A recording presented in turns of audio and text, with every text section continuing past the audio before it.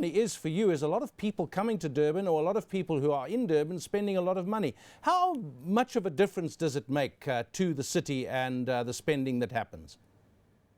Well, Durban July attracts more than 55,000 people to the race course.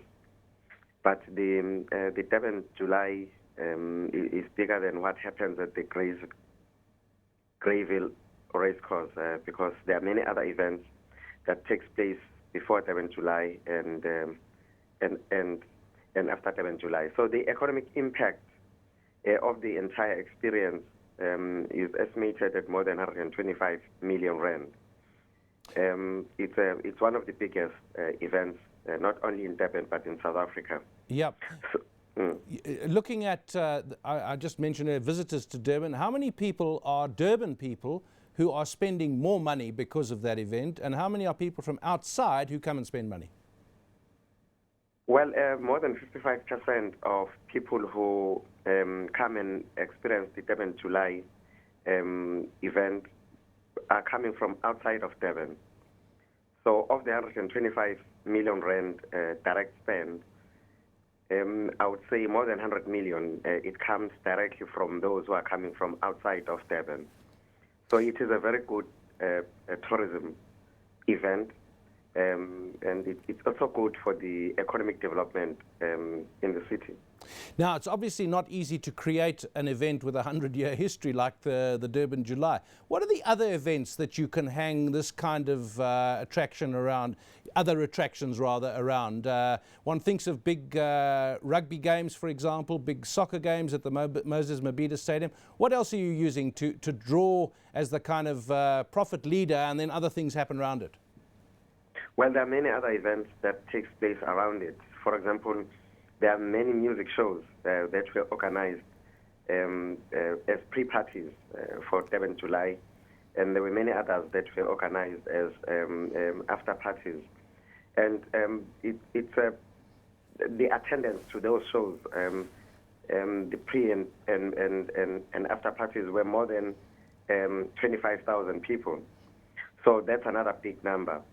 So besides the actual Durban July, the pre and after parties, they've got their own numbers, and the spend in terms of those events are it's estimated at more than 10 million rand. So it's a huge event. But besides the Durban July, there are many other events. I mean, we are coming from the Top Gear, and this weekend we're having the Durban Beach Extravaganza, which is another a big event which is related to the beachfront. So this is part of promoting the city of Durban as a coastal city and also as a beach destination. Well, I'm a great supporter of Durban. I always think it gets an unfair comparison when Cape Town is being talked about. Everyone thinks Cape Town's the place to go. I prefer Durban myself personally.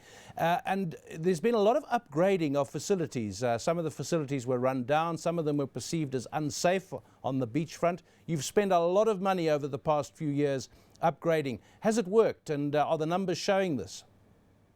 Well, the city on the beachfront promenade alone, the city spent more than 200 million, in fact more than 700 million.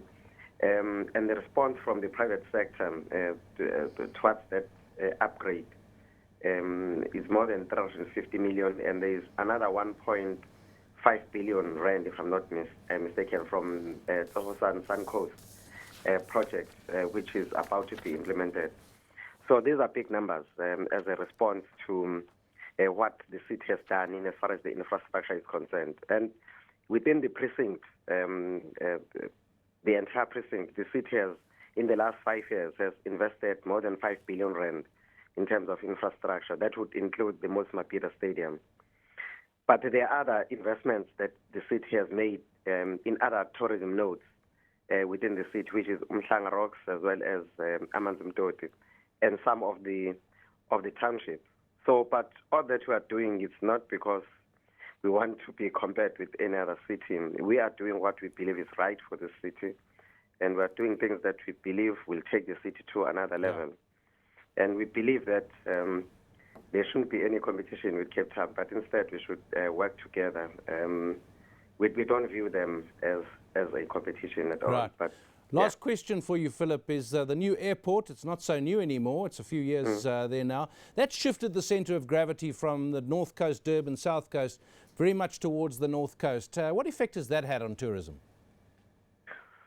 Well, Durban Tourism, when we look at the region, we not only concentrate on the region that is within the boundaries of a eThekwini municipality. We treat places like Palito and other small towns that are adjacent to Durban as part of us.